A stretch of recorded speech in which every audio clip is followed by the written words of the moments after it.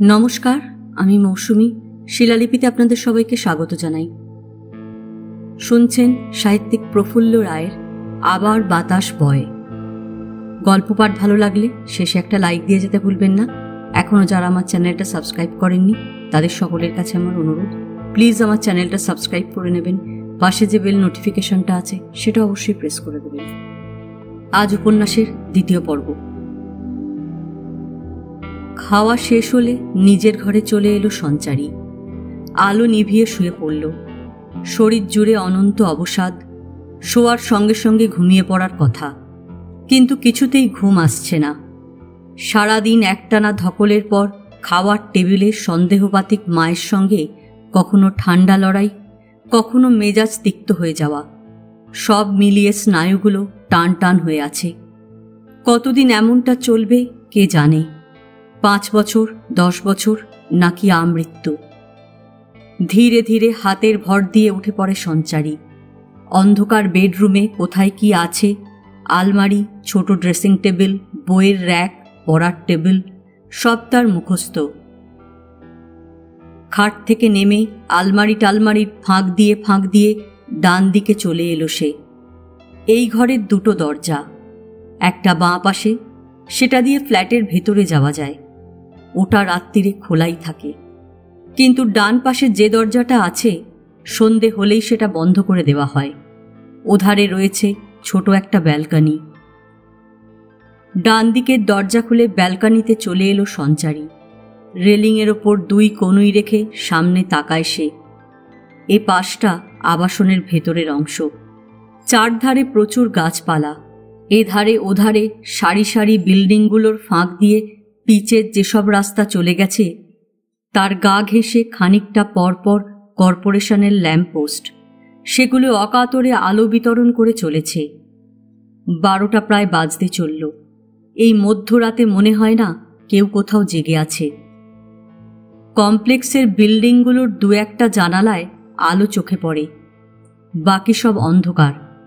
এই আবাসন এখন ঘুমের আড়কে ডুবে গেছে। আলোয় আধারে মেশা এ যেন এক পরিত্যক্ত ভুতুড়ে এলাকা। তবে বড় রাস্তার দিক থেকে মাঝে মাঝে 2-4টে গাড়ি টাড়ির আওয়াজ ভেসে আসছে। মাথার ওপর বিশাল আকাশ জুড়ে কত যে নক্ষত্র। আজ কি তিথি কে জানে। আকাশের এক কোণে ক্ষয়ে যাওয়া এক ফালি চাঁদ স্থির হয়ে আছে, সিনেমার কোনো ফ্রিজ শটের মতো। সঞ্চারী কিছুই লক্ষ্য করছিল না। হঠাৎ হঠাৎ কোনো নির্জন রাতে সমস্ত চরাচর যখন নিস্তব্ধ, এই ব্যালকনিতে দাঁড়িয়ে নিজের অতীতটাকে ঘুরিয়ে ফিরিয়ে দেখে নেয় সে। অদৃশ্য তরঙ্গের ঢাকনা খুলে বেরিয়ে পড়ে কত ধরনের স্মৃতি, ভালো মন্দ, তিক্ত কটু। বাবা তখনও বেঁচে। সে সোশিওলজিতে সবে MA পরীক্ষাটা দিয়েছে। সেই সময় এক বন্ধুর বিয়েতে গিয়েছিল। সেখানে জয়দীপের সঙ্গে আলাপ থেকে বন্ধুত্ব, থেকে উত্তরল প্রেম, এবং তারপর বিয়ে। মাত্র 1.5 মাসের ভেতর ব্যাপারটা ঘটে গেল। জয়দীপ বনেদি বংশের ছেলে, লেখাপড়ায় চৌখোস, MBA, ব্যাংকে প্রচুর টাকা। ভবানীপুরে বিশাল বাড়ি ছাড়াও আরও কটা বাড়ি আছে কলকাতার নানা এলাকায়। একটা মাল্টিন্যাশনাল কোম্পানিতে বিরাট পোস্টে রয়েছে। চোখ ধাঁধানো পে প্যাকেট। তার মতো অতি সাদামাঠা মিডল ক্লাস ফ্যামিলির একটা মেয়েকে কেন দুম করে ভালোবেসে বিয়ে করে ফেলল তা নিয়ে সেদিন কিছুই ভাবেনি সঞ্চারী। একটা স্বপ্নের ঘোরে ছিল সে। মনে হচ্ছিল স্বপ্নের উড়ানে চড়ে পৃথিবীর ধুলোমাটি থেকে অনেক উঁচুতে মহাকাশে ভেসে বেড়াচ্ছে। কিন্তু বছরখানেকের মধ্যেই স্বপ্নভঙ্গ হয়ে গেল। জানা গেল জয়দীপের প্রচুর বান্ধবী। ফুলে ফুলে মধু খাওয়া বলে একটা পুরনো কথা আছে। জয়দীপ সেই টাইপের। প্রথম তাকে বোঝাতে চেষ্টা করেছে, কিন্তু কিছুই হয়নি। হাবে ভাবে চালচলনে জয়দীপ বুঝিয়ে দিয়েছে একটি টকবগে যুবক যার অঢেল টাকা, মস্ত চাকরি, বিপুল সম্পত্তি, স্ত্রীর পায়ে পায়ে পোষা কুকুরের মতো ঘুরঘুর করবে, এটা হয় নাকি? এমন বিদঘুটে কথা ভূভারতে কেউ কখনো শুনেছে? এক নারী নিয়ে কেউ জীবন কাটিয়ে দেবে, এটা একেবারেই মিডল ক্লাস মেন্টালিটি। সঞ্চারীর কাকুতি মিনতি, চোখের জল কিছুই তোয়াক্কা করেনি জয়দীপ। তুড়ি মেরে সমস্ত উড়িয়ে দিয়েছে। এরপর শুরু হয়েছে খিটিমিটি, চিৎকার, চেঁচামেচি, কুৎসিত কলহ। গোটা ব্যাপারটা চরম পর্যায়ে পৌঁছল যখন একটি গুজরাতি মেয়েকে নিয়ে ব্যাঙ্গালোরে পালিয়ে গেল জয়দীপ।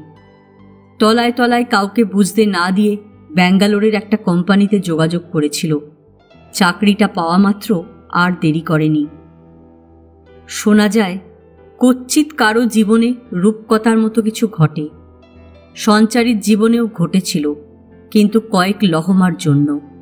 তারপরেই সেটা চিরতরে বিলীন হয়ে গেছে। সঞ্চারীর আত্মমর্যাদাবোধ প্রখর। জয়দীপ আবর্জনার মতো তাকে ছুঁড়ে ফেলে দিয়ে গেছে, আর শ্বশুরবাড়ি মেয়েদের স্বর্গ, মেয়েদের একমাত্র অবলম্বন, এমন আদ্যিকালের ধ্যান ধারণা নিয়ে সে সেখানে পড়ে থাকবে তা অসম্ভব। যেদিন জয়দীপের ব্যাঙ্গালোরে যাবার খবরটা শুনতে পেল, সেই দিনই টালিগঞ্জে ফিরে আসে সঞ্চারী। অমরনাথ এবং প্রতিমা অনেক বুঝিয়েছিলেন জয়দীপ দুশ্চরিত্র, কুলাঙ্গার, বংশের মুখে সে চুনকালি লেপে দিয়েছে, তার সঙ্গে তারা কোনো সম্পর্ক রাখবেন না। সে চলে গেছে তো আপদ গেছে, কিন্তু সঞ্চারী কেন তাদের ছেড়ে যাবে? অমরনাথরা জানিয়েছেন সসম্মানে তাকে মাথায় করে রাখবেন। ভবানীপুরের বাড়িতে তার পূর্ণ অধিকার। কিন্তু কোনো কথা শোনেনি সঞ্চারী। তবে কথা দিয়েছিল সে ভবানীপুরে গিয়ে অমরনাথদের দেখে আসবে, পারলে রোজই। টালিগঞ্জের ফ্ল্যাটে তখন লোকজন অনেক কমে গেছে। পিসির মৃত্যু হয়েছে। ছোট বোন বিনি একটা তামিল ছেলের সঙ্গে মাদ্রাজ পালিয়ে গেছে। সেখানে তারা বিয়ে টিয়ে করে সুখেই আছে। বাড়ির সঙ্গে কোনো সম্পর্ক রাখে না। মাস্তুতো দাদা মাধবও চাকরি পেয়ে কোচিনে চলে গেছে। লোকটা আদ্যপান্ত স্বার্থপর। কোচিনে চলে যাবার পর চিঠি লিখে বা একটা ফোন করেও সঞ্চারীদের খোঁজ নেয় না। অথচ তার জন্য কি না করেছে তারা, বিশেষ করে তার বাবা। মাধব বুঝিয়ে দিয়েছে পৃথিবীতে কারো জন্য কিছু করতে নেই, করলে কষ্টই পেতে হয়। বাড়িতে তখন সব শুদ্ধ 4 জন, বাবা, মা, রন্টু আর সঞ্চারী। বাবা রিটায়ার করেছেন, কিন্তু শরীর ঠিকঠাক নেই। প্রায় পেটের যন্ত্রণায় কষ্ট পান। ওষুধ টষুধ খেলে কিছুদিন কম থাকে, তারপর আবার সেটা চাড়া দিয়ে ওঠে। সঞ্চারীর বাবা শিবতোষ নন্দী মাঝারি ধরনের চাকরি করলেও মানুষটি বেশ তেজি। তাঁর একটা শক্ত মেরুদণ্ড ছিল। সঞ্চারীর আত্মসম্মান বোধটা তাঁর কাছ থেকেই পাওয়া। মেয়ের মুখে জয়দীপের কুকীর্তির কথা সবিস্তার শুনে ক্ষিপ্ত হয়ে উঠেছেন তিনি। চিৎকার করে বলেছেন, কালই হারামজাদার নামে ডিভোর্সের মামলা করব। রেগে গেলে তার মাথার ঠিক থাকত না। মুখ দিয়ে লাভা স্রোতের মতো অবিরল বেরিয়ে আসত শুয়োরের বাচ্চা, কুত্তার বাচ্চা ইত্যাদি। সঞ্চারীও হুবহু তাই ভেবেছিল। জয়দীপের সঙ্গে ফিনফিনে সরু সুতোয় যে সম্পর্কটা তখনও ঝুলে আছে, চিরতরে ছিঁড়ে ফেলতে হবে। কোর্টের রায় পাকাপাকি বিচ্ছেদ চাই। কিন্তু রত্নময়ী সেকেলে ধরনের মহিলা। তিনি মনে করেন স্বামী স্ত্রীর সম্পর্কটা স্বর্গীয় বন্ধন। সেটা এক টুকরো বাজে কাগজ নয় যে ফরফর করে ছিঁড়ে ফেললাম, কিংবা ভঙ্গুর কাঁচ নয় যে আছাড় মেরে চুরমার করলাম। সঞ্চারী আর শিবতোষ বরং ব্যাঙ্গালোরে চলে যাক, তাকে বুঝিয়ে সুজিয়ে ফিরিয়ে নিয়ে আসুক। রত্নময়ীর স্থির বিশ্বাস ঝোঁকের মাথায় সাময়িক মোহে একটা গর্হিত কাজ করে ফেলেছে জয়দীপ। হয়তো সেজন্য সে অনুতপ্ত, কিন্তু সসংকোচে ফিরে আসতে পারছে না। সঞ্চারী সামনে গিয়ে দাঁড়ালে সমস্যা সুরাহা হয়ে যাবে। ব্যঙ্গের সুরে ঝাঁঝিয়ে উঠেছেন শিবতোষ। ওই জানোয়ারটা কি কোলের বাচ্চা যে বাবা বাচ্চা বলে বোঝালেই বুঝবে? ব্যাঙ্গালোর গেলে আমাদের অপমান করে তাড়িয়ে দেবে। এই বদমাস লম্পটের সঙ্গে রুমির কোনো রকম সম্পর্ক রাখতে দেব না। এরপর শুরু হয়েছিল কেস, এবং সেটা একতরফা। কোর্টের সমন পেয়ে একবারও হাজির হয়নি জয়দীপ। সে নিশ্চয়ই চাইছিল বিবাহ বিচ্ছেদটা যত তাড়াতাড়ি সম্ভব হয়ে যাক। এদিকে শরীর দ্রুত খারাপ হয়ে যাচ্ছিল শিবতোষের। নানা পরীক্ষা টরীক্ষার পর ধরা পড়েছিল প্যানক্রিয়াস অর্থাৎ অগ্নাশয় ক্যান্সার। যা জমা টাকা ছিল অপারেশন করাতে গিয়ে প্রায় সব শেষ। শুধু তাই নয়, রত্নময়ীর গয়নাগাটি যা ছিল বিক্রি করে দিতে হয়েছে। তবু শিবতোষকে বাঁচানো যায়নি। মামলায় অবশ্য জিতে গেছে সঞ্চারী। বিবাহ বিচ্ছেদটাও আইনের দিক থেকে চূড়ান্ত হয়ে গিয়েছিল। কিন্তু জয়দীপের সঙ্গে সমস্ত কিছু চুকে বুকে গেলেও ভবানীপুরের সঙ্গে সম্পর্কের একটা গিঁট তখনও থেকে গেছে। সঞ্চারী রাখতে চায়নি, অমরনাথরাই তাকে আঁকড়ে ধরে আছেন।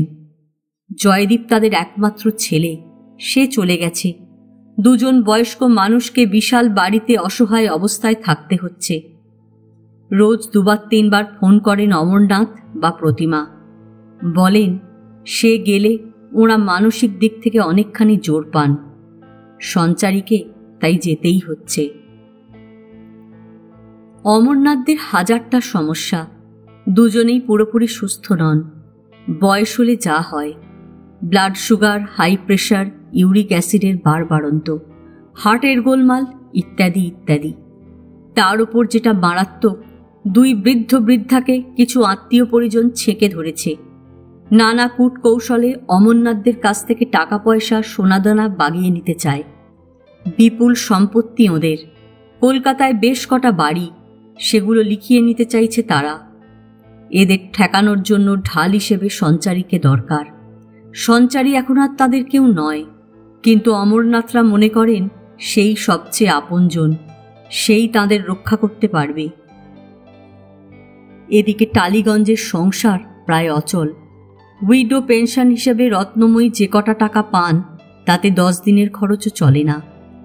সঞ্চারী কখনো চায়নি, হাত পাতাটা তার ধাতেই নেই। কিন্তু অমরনাথরা জানেন কোন দুরবস্থার মধ্যে ওদের দিন কাটছে। প্রথম আভাসে ইঙ্গিতে, পরে স্পষ্ট করেই বলেছেন ওরা একটা মোটা অঙ্কের টাকা সঞ্চারীকে দিতে চান।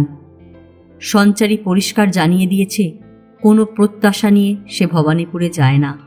একটি ঘষা পয়সাও সে নিতে পারবে না। টাকার কথা তুললে অমরনাথদের কাছে যাওয়া বন্ধ করে দেবে। সোশিওলজি নিয়ে MA করেছিল সঞ্চারী। রেজাল্ট মোটামুটি ভালোই হয়েছে, কিন্তু জয়দীপের সঙ্গে বিয়েটা হয়ে যাওয়ার আগে চাকরি বাকরির কথা ভাবেনি। কিন্তু ডিভোর্স, বাবার মৃত্যু, একের পর এক ঘটনা ঠেলতে ঠেলতে তাকে একটা খাদের কিনারায় নিয়ে এসেছিল। সেখান থেকে ঘুরে দাঁড়াতে হলে তার কাজ চাই মাসের শেষে বেশ কিছু টাকা, নইলে মা এবং ভাইকে নিয়ে তাদের সংসার পুরোপুরি ধ্বংস হয়ে যাবে। মাকে বাড়ির কাজে কিছুটা সাহায্য করা আর অমরনাথদের নানা ঝক্কি সামলানোর ফাঁকে ফাঁকে চাকরির জন্য দৌড়ঝাঁপ শুরু করেছিল সঞ্চারী। কিন্তু তার MP মামা নেই, মিনিস্টার জামাইবাবু নেই, বা সে কোনো রুলিং পার্টির পাকা খাতায় নামও লেখায়নি যে চাইলেই একটা চাকরি পেয়ে যাবে। তার সঙ্গে দেখা করে কলকাতার বিজনেস ডিস্ট্রিক্ট আর অফিস পাড়ায় ঊর্ধ্বশ্বাসে ছুটে ছুটে যখন সে ক্লান্ত, হতাশ হয়ে পড়েছে, সেই সময় চাকরি জুটে গেল। একেবারে অপ্রত্যাশিত। পৃথিবীতে মিরাকেল এখনো ঘটে। রথতলায় এক কলেজের বন্ধুর বাড়ি গিয়েছিল সঞ্চারী। তার স্বামী একটা বড় প্রাইভেট কোম্পানির টপ এক্সিকিউটিভ। যদি সে কিছু একটা ব্যবস্থা করতে পারে সেই আশায় যাওয়া। বন্ধুর স্বামী খুবই ভদ্র, বিনয়ী, সহানুভূতিশীল। বিব্রতভাবে জানিয়েছিল তাদের কোম্পানি যেসব এমপ্লয়ির এখনো 7-8 বছর চাকরি আছে তাদের VRS ধরাচ্ছে। নতুন অ্যাপয়েন্টমেন্টের কোনো প্রশ্নই নেই। তবে বায়োডাটা রইল। তাদের অফিস ছাড়া কি আর কোনো অফিস নেই? সে সঞ্চারীর জন্য চেষ্টা করে দেখবে। বন্ধুও ভরসা দেবার সুরে বলেছে নিশ্চয় কিছু একটা হয়ে যাবে। সঞ্চারী যেন ভেঙে না পড়ে। ওদের আশ্বাসটা ফাঁকা আওয়াজ নয়, তাতে যথেষ্ট আন্তরিকতার সুরই ছিল। ম্লান হেসে বেরিয়ে এসেছিল সে। অফুরান আশা নিয়ে যেখানেই দৌড়ে যায় শূন্য হাতে তাকে ফিরতে হয়। আরও একবার তাকে নিরাশ হতে হলো। ব্যাপারটা ক্রমশ গা সওয়া হয়ে উঠেছিল। ফুটপাত ধরে হাঁটতে হাঁটতে হঠাৎ একটা উঁচু কম্পাউন্ড ওয়াল দিয়ে ঘেরা বিশাল একটা এলাকা সঞ্চারীর চোখে পড়েছিল। টানা দেওয়ালের ওপর তার কাঁটার টানা বেড়া, রাস্তার দিকের গেটের মাথায় মস্ত সাইনবোর্ডে বড় বড় হরফে লেখা আশ্বাস। গেটের একটা পাল্লা হাট করে খোলা, তার ফাঁক দিয়ে চোখে পড়েছিল ভেতরের অনেকগুলো বাড়ি, কোনোটা একতলা, কোনোটা দোতলা। সঞ্চারীর কৌতূহল হয়েছিল। সে পায়ে পায়ে এগিয়ে গেছে। গেটের মুখে একটা বিশাল আকারের উর্দি পরা দারোয়ান শির দ্বারা টান টান করে দাঁড়িয়েছিল, হাতে রাইফেল। দারোয়ান হিন্দি বাংলা মিশিয়ে জিজ্ঞেস করেছে, ইহা কই কো খুঁজছেন দিদিজি? লোকটার চেহারা যতই ভীতিকর হোক না, গলার স্বর ভারী নরম। তার চোখ মুখ খুঁটিয়ে লক্ষ্য করে মনে হয়েছে বেশ ভালো মানুষ। সঞ্চারী জানতে চেয়েছে, এটা কি কোনো অফিস? জি হ্যাঁ। অফিসের নাম আশ্বাস। রীতিমতো অবাকই হয়েছে সঞ্চারী। কিসের অফিস? দুঃখী লড়কিরা এখানে থাকে। দারোয়ান বিশদভাবে যা জানিয়েছিল সেটা মোটামুটি এই রকম। বাপ মা আত্মীয় পরিজন যে মেয়েদের সঙ্গে সম্পর্ক রাখেনি, দূষিত জীবাণুর মতো যাদের পরিত্যাগ করেছে, আশ্বাসে তাদের আশ্রয় দেওয়া হয়। তারা যাতে নিজের পায়ে দাঁড়িয়ে স্বয়ংভর হতে পারে সেজন্য যত্ন করে হাতের রকমারি কাজ শেখানো হয়। সমস্ত ব্যাপারটা সঞ্চারীর মাথায় কেমন যেন তালগোল পাকিয়ে যাচ্ছিল। দারোয়ানের চোখের দিকে তাকিয়ে সে জানতে চেয়েছিল এখানকার মেয়েদের আপনজনেরা কেন তাদের বর্জন করেছে। বিপুল চেহারার দারোয়ান প্রশ্নটা শোনা মাত্র কুঁকড়ে গিয়েছিল। হাত জোর করে মিনতির সুরে বলেছে, এবার দয়া করে দুবারা পুছবেন না, আমার মুখ দিয়ে এর জবাব বেরুবে না। সঞ্চারীর বিস্ময়ের মাত্রাটা শতগুণ বেড়ে গেছে। এ নিয়ে সে আর কিছু জিজ্ঞেস করেনি। কিছুক্ষণ ভেবে বলেছে, এখানে অনেক লোকজন কাজ করে? হ্যাঁ, লগভগ 30-40 জন তো হবেই। সঞ্চারী আঁচ করে নিয়েছে দারোয়ানের অঙ্কের হিসেবটা গোলমেলে। তার কাছে 30ও যা, 40ও তাই।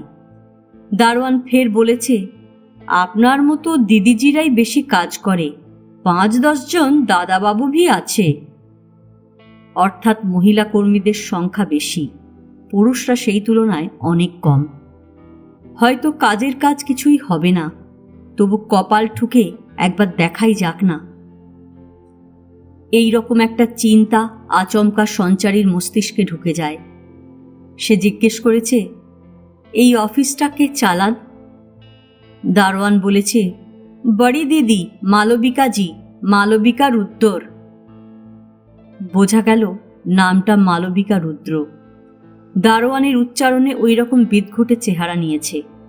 সঞ্চারী বলেছিল, আমি তোমার বড়ি দিদির সঙ্গে দেখা করতে চাই। দারোয়ান একটু থমকে গেছে, তারপর বিব্রতভাবে বলেছে, বড়ি দিদি সারাক্ষণ ব্যস্ত থাকেন, আগে থেকে অ্যাপয়েন্টমেন্ট না করে আচানক গিয়ে হাজির হলে বহুত বিরক্ত হবেন। সঞ্চারী অনেক করে বুঝিয়েছে 10 মিনিটের বেশি সময় নেবে না। দারোয়ান বলেছে, আপনাকে যেতে দিলে বড়ি দিদি আমার উপর গুসা করবেন। আমি তাকে বলবো তোমার কোনো দোষ নেই, আমি জোর করে তার সঙ্গে দেখা করতে গেছি। সঞ্চারীকে হয়তো দারোয়ানের ভালো লেগেছিল। দ্বিধা কাটিয়ে সে রাজি হয়ে যায়। ঠিক আছে, আপনি অন্দর যান দিদিজি, লেকিন দেখবেন আমি যেন ঝামেলায় না পড়ি। না না, আমি বড় দিদিকে বুঝিয়ে বলবো। গেট পেরুলেই খানিকটা ফাঁকা জায়গা, সেখানে 4-5টা গাড়ি দাঁড়িয়েছিল। তার কোনোটা জিপ, কোনোটা ম্যাটাডোর, কোনোটা লম্বা ধরনের ভ্যান, কোনোটা অ্যাম্বাসাডর ইত্যাদি। বাইরে থেকে কটা বাড়ি চোখে পড়েছিল। ফাঁকা জায়গাটার পর প্রথম দোতলা বিল্ডিংয়ে আশ্বাসের মূল অফিস। 3-4 জন নানা বয়সের মহিলা বাড়িটার সামনে দাঁড়িয়ে কথা বলছিল। সঞ্চারীর মনে হয়েছিল ওরা এখানকার কর্মী। তাদের জিজ্ঞেস করতে জানিয়ে দিয়েছে দোতলায় দক্ষিণ দিকের শেষ কামরাটা মালবিকা রুদ্রের। ভেতরে ঢুকে সিঁড়ি ভেঙে ওপরে উঠে এসেছিল সঞ্চারী। দক্ষিণের শেষ প্রান্তের ঘরটা বিশাল। একটা দেওয়াল জুড়ে কাচের পাল্লা দেওয়া সারি সারি আলমারি, সেগুলো নানান ধরনের বইপত্র এবং ফাইলে ঠাসা।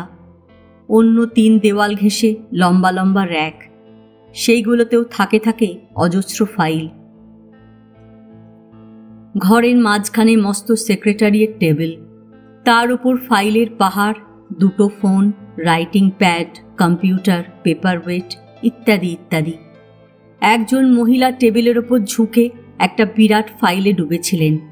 বয়স 50-এর কাছাকাছি, কাঁধ অবধি ছাঁটা কাঁচা পাকা চুল, ভরাট মুখ। এই বয়সেও টান টান মসৃণ ত্বক, টকটকে রং, চোখে হালকা ফ্রেমের চশমা, শরীর একটু ভারী ধরনের। বয়সের কারণে খানিকটা মেদ জমেছে। এক সময় মহিলা যে আশ্চর্য রূপসী ছিলেন তা এখনো আঁচ করা যায়। ইনি যে মালবিকা রুদ্র বুঝতে অসুবিধা হচ্ছিল না সঞ্চারীর। ঘরের দরজা খোলাই ছিল। সেখানে দাঁড়িয়ে দাঁড়িয়ে মালবিকাকে লক্ষ্য করছিল সে। তিনি মুখ তুললে তাকে দেখতে পারেন, তখন কথা বলবে। কিন্তু মালবিকা কোনো দিকেই তাকাচ্ছেন না, ফাইলেই মগ্ন হয়ে আছেন। সঞ্চারী একটু নার্ভাস বোধ করেছিল।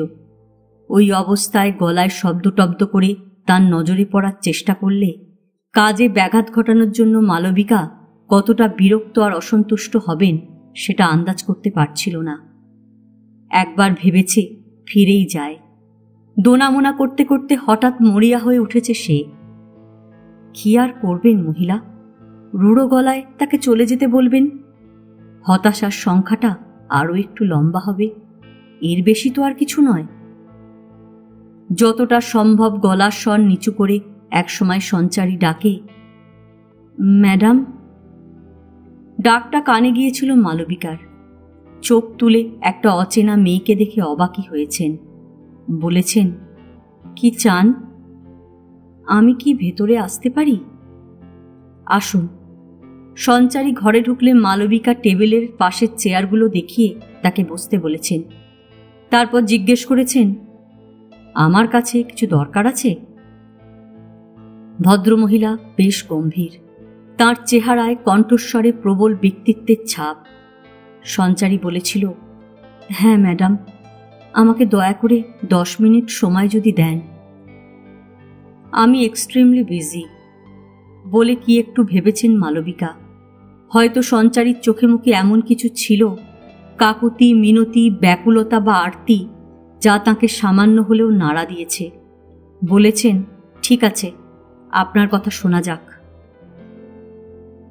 আমি আপনার চেয়ে অনেক ছোট। আপনি করে বলছেন, খুব সংকোচ হচ্ছে। মৃদু হেসেছেন মালবিকা। আচ্ছা আচ্ছা, বলো। নিজের সম্বন্ধে বিশদভাবে সমস্ত কিছু জানিয়েছিল সঞ্চারী। বিবাহ বিচ্ছেদ, পারিবারিক অবস্থা থেকে শুরু করে তারা যে উপোস দিয়ে মরার পর্যায়ে পৌঁছে গেছে কিছুই বাদ দেয়নি।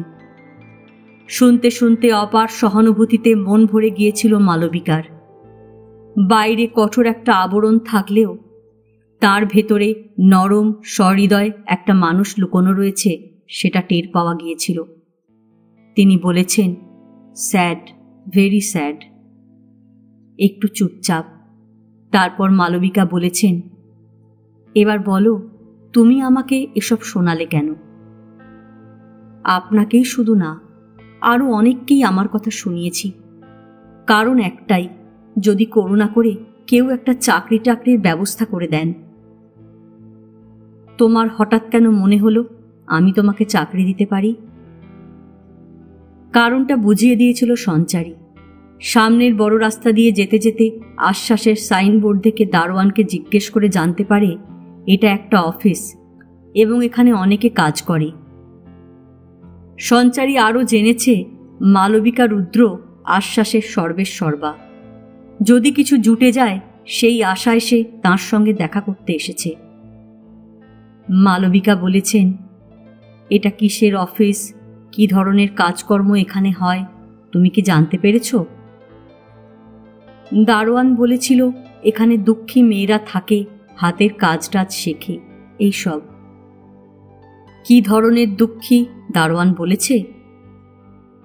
এদের বাড়ির লোকজনেরা নাকি মেয়েগুলোকে ত্যাগ করেছে। দে আর অল ডেজার্টেড উইমেন। কেন মা বাবা রিলেটিভরা তাদের সঙ্গে সম্পর্ক রাখতে চায় না তা অবশ্য জানায়নি। দারোয়ানের পক্ষে জানানো সম্ভব ছিল না। বিমূঢ়ের মতো তাকিয়ে থেকেছে সঞ্চারী, কি বলবে ভেবে পায়নি। হঠাৎ কণ্ঠস্বর অনেকখানি নামিয়ে মালবিকা বলেছিলেন, যাদের এখানে শেল্টার দেওয়া হয়েছে তারা সব রেপ ভিকটিম, ধর্ষিতা মেয়ে। সঞ্চারী চমকে উঠেছে, এবারও কোনো উত্তর দেয়নি। মালবিকা থামেননি। আমরা পাশে না দাঁড়ালে ওদের জায়গা হতো ব্রথেলে। কেউ কেউ আত্মহত্যাও হয়তো করত। শিয়াল শকুনেরা চারপাশে ওত পেতে আছে। এই মেয়েদের অনেককেই তারা বেচে দিত হরিয়ানায়, মুম্বাই কি দিল্লিতে। সঞ্চারীর বিমূঢ় ভাবটা আরও বেড়ে গিয়েছিল। আশ্বাসের বাসিন্দা প্রতিটি মেয়েই যে ধর্ষণের শিকার এটা ভাবতে পারেনি সে। মালবিকা বলেই যাচ্ছিলেন, এই জাতীয় মেয়েদের শারীরিক মান সম্ভ্রমই শুধু নষ্ট হয় না, মানসিক দিক থেকেও তারা খান খান হয়ে যায়।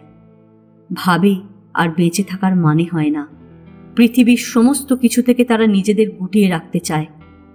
আশ্বাসের একটা বড় কাজ হলো দিনের পর দিন বুঝিয়ে সুঝিয়ে কাউন্সেলিং করে এদের মনের জোর, আত্মবিশ্বাস ফিরিয়ে আনা। যা ঘটে গেছে সেজন্য তারা দায়ী নয়। কোনো পাপ, কোনো অন্যায় তারা করেনি।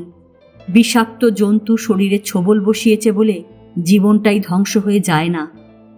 অবিরল এই সব বলে বলে তাদের সুস্থ করে তোলা, তারপর নানা কাজের মধ্যে জড়িয়ে ফেলা, যাতে দুর্ঘটনার স্মৃতি, গ্লানিবোধ ধীরে ধীরে মুছে যায়, স্বনির্ভর হয়ে তারা বেঁচে থাকতে পারে।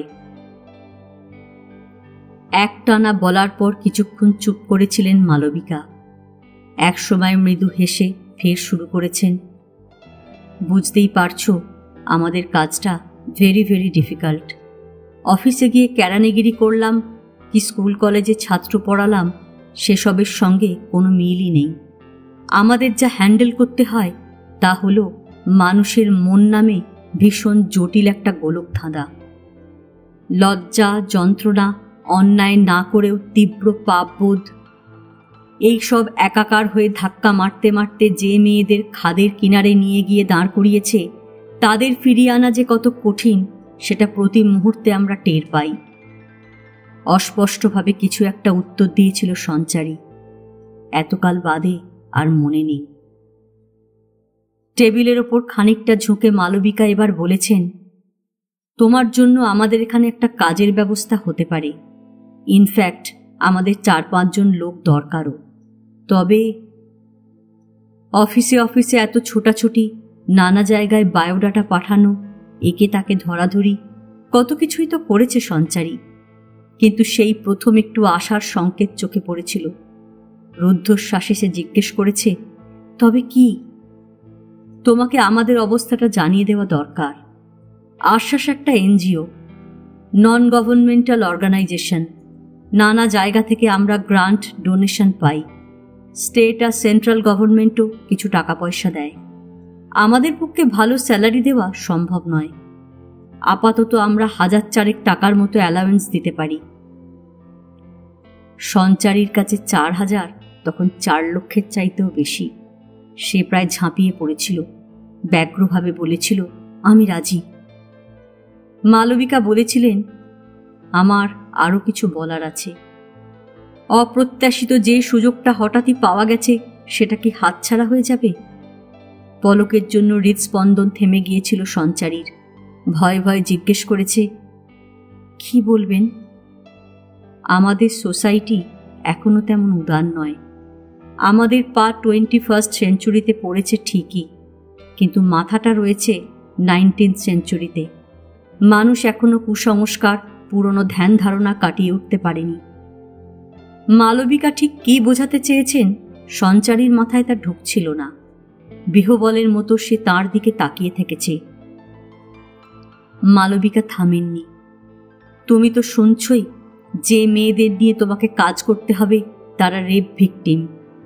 তোমার মা, ভাই, আত্মীয় স্বজন, প্রতিবেশীরা যখন এটা জানতে পারবেন, তাদের রিয়াকশন কিন্তু মারাত্মক হবে।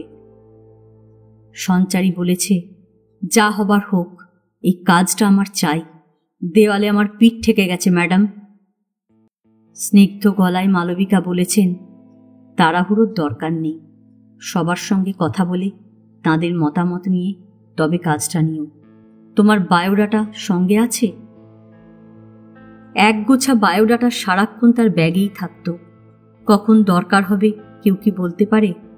ব্যাগ থেকে একটা বার করে মালবিকাকে দিয়ে উঠে পড়েছিল সে। মালবিকা জানতে চেয়েছেন, তোমাদের টেলিফোন আছে? ম্লান হাসি ফুটে উঠেছিল সঞ্চারীর মুখে। সে বলেছে, আমাদের অবস্থার কথা তো সবই বলেছি ম্যাডাম, টেলিফোন রাখা কি সম্ভব? বিব্রতভাবে মালবিকা বলেছেন, আই এম সরি, কিছু মনে করো না, তোমার কোনো কন্ট্যাক্ট নাম্বার দিতে পারো? সঞ্চারীদের পাশের ফ্ল্যাটটা সুকুমার সান্যালের, ওদের একটা ফোন আছে। সুকুমার তার বাবার বন্ধু, সঞ্চারীকে খুবই পছন্দ করেন। তিনি বলেই রেখেছেন দরকার মতো তাঁদের ফোনটা যেন সে ব্যবহার করে। খুব জরুরি কারণ ছাড়া সঞ্চারী কখনো তা করে না। তবে সুকুমার বাবুদের নাম্বারটা অনেককে দিয়ে রেখেছে। ওখানে ফোন করলে তিনি বা তাঁর স্ত্রী তাকে তক্ষুনি ডেকে দেয়। বাইরে থেকে ফোন এলে তো বিল বাড়বে না। সুকুমাররা এই সাহায্যটুকু যে করেন সেজন্য সঞ্চারী খুবই কৃতজ্ঞ। ওদের ফোন নাম্বারটা একটা কাগজে লিখে মালবিকাকে দিয়েছিল সে। মালবিকা বলেছেন, 7 দিন পর আমি তোমাকে ফোন করব, এর ভেতর সবার সঙ্গে কথা বলে নিও। মনে পড়ে বাড়ি ফিরে অনেকক্ষণ নিজের ঘরে চুপচাপ বসেছিল সঞ্চারী, অন্যমনস্ক। ভিতরে তুমুল আলোড়ন চলছিল। চাকরি পেতে চলেছে সেই উত্তেজনায়, খুশিতে অন্য দিকগুলো খুঁটিয়ে দেখেনি সে। মালবিকার কথাগুলো বারবার কানে বাজছিল। ঠান্ডা মাথায় নির্জন ঘরে ভাবতে ভাবতে মনে হয়েছিল মালবিকা ঠিকই বলেছেন। কাদের নিয়ে তার কাজ, কাজের পরিবেশটা কেমন, এটা জানাজানি হলে 2-4 জন ছাড়া তাদের আবাসনের সবারই ভুরু কুঁচকে যাবে। যেসব কটু নোংরা মন্তব্য তারা করবে, শুনলে মনে হবে এরকম একটা চাকরির চেয়ে মৃত্যুও অনেক শ্রেয়। উৎকণ্ঠায় সঞ্চারীর মন ভরে যাচ্ছিল। এ তো গেল প্রতিবেশীদের কথা, তার মা কিভাবে ব্যাপারটা নেবেন সেটাও ভীষণ দুশ্চিন্তা সঞ্চারীর। সেকেলে মানুষ, মাথাটা নানা ধরনের পচা গলা সংস্কারে ঠাসা। হয়তো বলে বসবেন, না খেয়ে মরবেন, তবু ওই জাতীয় মেয়েদের সংসর্গে যেন সঞ্চারী কোনোভাবেই না যায়। নানা চিন্তা চারদিক থেকে সঞ্চারীকে ঠেসে ধরেছে। সেই সময় রত্নময়ী ঘরে এসে ঢুকেছিলেন। বলেছেন, কিরে, এভাবে বসে আছিস, হাত মুখ ধুলি না, বাইরের কাপড় চোপড় ছাড়লি না, কি হয়েছে? তাকে রীতিমতো উদ্বিগ্ন দেখাচ্ছিল। সঞ্চারী বলেছে, বসো, তোমার সঙ্গে কথা আছে। সঞ্চারী তার খাটের এক কোণায় বসেছিল। আরেক প্রান্তে ধীরে ধীরে বসে পড়েছেন রত্নময়ী, চোখ মেয়ের দিকে। টের পাওয়া যাচ্ছিল তার উদ্বেগ ক্রমশ বেড়েই চলেছে। সঞ্চারী বলেছিল, আমি একটা চাকরি পেতে পারি। সংসারের নানা বিপর্যয়ের কারণে রত্নময়ীর চোখে মুখে সারাক্ষণই হয় বিরক্তি, নইলে বিষাদ লেগেই থাকে। তার সঙ্গে সেই মুহূর্তে ছিল উদ্বেগ। সঞ্চারীর কথা শোনা মাত্র লহমায় সব ধুয়ে মুছে সাফ। খুশিতে ঝলমল করে উঠেছিল তার মুখ। বলেছেন, চাকরি পাবি, এ তো আনন্দের কথা, তা থুম মেরে বসে আছিস কেন? আগে সবটা শুনে নাও। বল, কোথায় কি ধরনের চাকরি জুটতে পারে, কত মাইনে, বিশদভাবে জানিয়ে দিয়েছিল সঞ্চারী। জানতে চেয়েছিল, ভেবেচিন্তে বলো আমার কি করা উচিত। কিছুক্ষণ চুপ করেছিলেন রত্নময়ী। তারপর বলেছেন, বেশি কিছু ভাবার নেই, আমাদের সংসারের যা হাল, চাকরিটা তুই নিবি। এখন বাজবিচার করার মতো অবস্থায় আমরা নেই। যেখানে কাজ করতে যাচ্ছ সেখানে নিজেকে শক্ত রাখতে হবে। সেই সঙ্গে অন্য জায়গায় চাকরির চেষ্টাও চালিয়ে যাবি। ভালো কিছু জুটলে এটা ছেড়ে দিস। সঞ্চারী হতবাক। তার ধারণা ছিল মায়ের দিক থেকে প্রবল বাধা আসবে, কিন্তু অভাবে অনটনে সংসার চালাতে তাঁর হাড় মাংস থেঁতো হয়ে যাচ্ছে। আশা নেই, ভবিষ্যৎ নেই, পৃথিবীর আলো বাতাস যেন ক্রমশ কমে আসছিল। দম বন্ধ করা পরিস্থিতি থেকে বেরিয়ে আসার জন্য হাতের সামনে যা পাওয়া গেছে সেটা আঁকড়ে ধরা উচিত। মা যে সেই সার সত্যটা বুঝতে পেরেছেন তাতে সঞ্চারী যতটা খুশি হয়েছিল তার চেয়ে অনেক বেশি অবাক। তবে নিজেকে হালকা অনেকখানি লেগেছে তার। রত্নময়ী ঠিকই বলেছেন, আপাতত পায়ের তলায় যে জমিটুকু পাওয়া যাচ্ছে তা যেমনই হোক খোয়ানো ঠিক হবে না। প্রয়োজনটা যখন নিজেদের, চাকরিটা কী ধরনের তা নিয়ে খুঁতখুঁতনির মানে হয় না। রত্নময়ী সতর্ক করে দিয়েছেন, কি চাকরি করছো, কাদের নিয়ে তোমার কাজ, কারোকে বলার দরকার নেই। জানিসই তো মানুষের জিভে বিষ থাকে, ছোবল দেবার জন্য তারা ফনা তুলেই আছে। সঞ্চারী জিজ্ঞেস করেছে, কি কাজ করি কেউ যদি জানতে চায়? এত লেখাপড়া শিখেছিস, কিছু একটা বানিয়ে বলতে পারবি না? 7 দিন বাদে মালবিকা সুকুমার সান্যালদের ফ্ল্যাটে ফোন করে জানতে চেয়েছেন, কি ঠিক করলে? সঞ্চারী বলেছে, আমি কাজটা নেব। সবার মতামত নিয়েছ তো? শুধু রত্নময়ীর সঙ্গেই তার কথা হয়েছে, অন্য কারোর সঙ্গে আলোচনার প্রশ্নই ওঠে না। খানিকটা সত্যি খানিকটা মিথ্যা মিশিয়ে সঞ্চারী বলেছে, হ্যাঁ। গুড, তোমার মতো শিক্ষিত মেয়েকে আমাদের দরকার। নেক্সট উইকে জয়েন করতে পারবে? পারবো। আজ এ পর্যন্তই। উপন্যাসের 3য় পর্ব নিয়ে অন্যদিন আসবো। গল্প পাঠ ভালো লাগলে লাইক, শেয়ার, কমেন্টস করতে ভুলবেন না। আজকের মতো নমস্কার।